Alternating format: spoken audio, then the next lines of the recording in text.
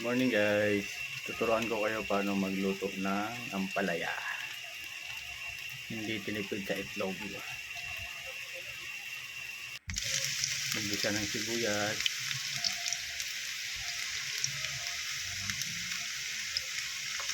tapos lagyan natin ng bawang.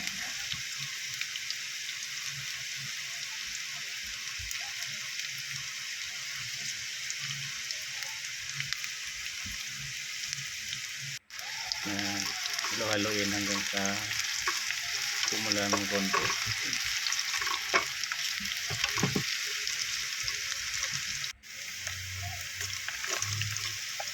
Ilagay ang ampalaya.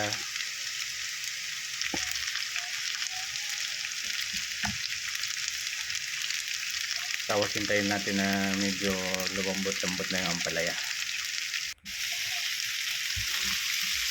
Halo-haloin natin.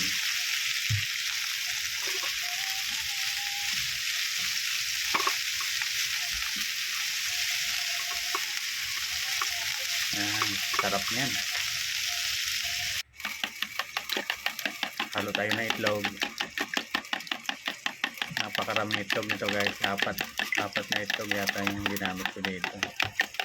Kasi hindi ako nagtitipid sa itlog. Ilagay ang itlog sa ampalaya.